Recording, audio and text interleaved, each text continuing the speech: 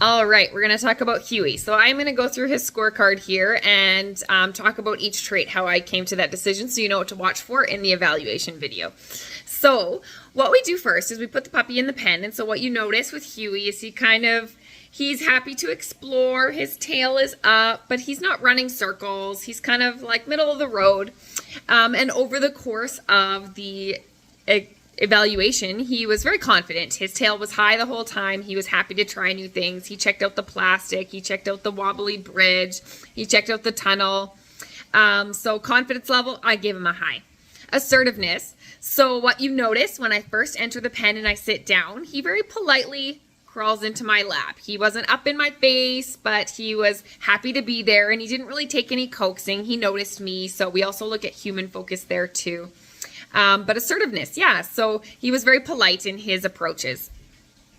Motivation level, workability. So this comes into play with training with a dog. How hard do they want to work for you? Are they going to want constant training? Are they going to want to train at all? Trainability, workability. So he was happy to do things I asked, and then he was happy to be on his own a little bit, kind of middle of the road. So alternatively, low, they're not really interested in doing anything you ask, and high, they're continually coming back for more. So he was kind of middle of the road, happy. So I think training is going to be lots of fun with Huey. Nerve resiliency. We're kind of observing over the course of the evaluation. Was there any shaking? Did he need time to recover? And he really didn't. He had lots of nerve strength. He was trying out new things.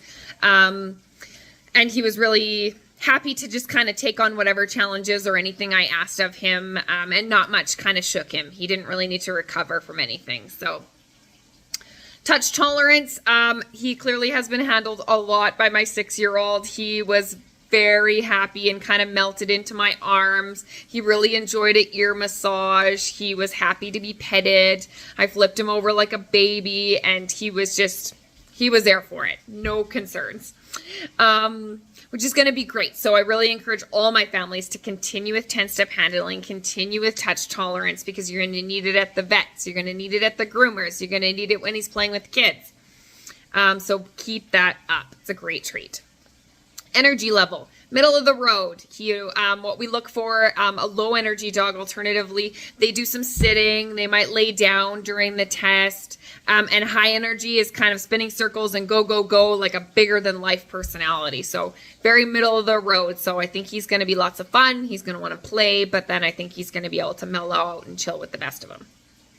Sound and sight sensitivity. So this is what is going to make him great with kids. Sound and sense, he was low for both. So what we were looking for in the video is the sound when I kind of had that shaker, that popper. And it's not a matter of whether they notice or not. That's not necessarily what we're looking for. We're looking for whether or not they recover. And he didn't even actually notice the sounds. So I think in a loud, boisterous house, he's going to do just fine. And alternatively, with the sight sensitivity, I popped the tunnel and kind of had a springing action. So what we're looking for is, does he startle and does he recover? And he didn't even notice the popping tunnel. So I think if there's loud or big or fast movements, I think he's going to handle that like a champ. Prey drive.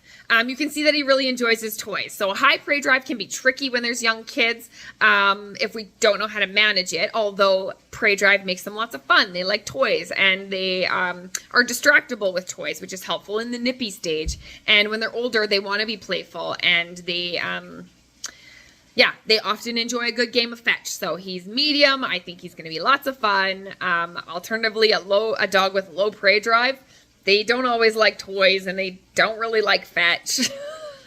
So I think he's going to be lots of fun in this area. Human focus. I gave him a medium. He kept checking in with me. He was happy to do his own thing, but he definitely noticed I was there, and he wanted to be with me, especially when I was holding him and massaging him. So yeah, I think he's going to be very happy to be around his people. Tender-hearted. Okay, so this is where I kind of throw the tantrum on the floor and you see me pretending to cry. What I'm looking for is to see, does he care? And can he handle big emotions? He didn't really care, which is fine.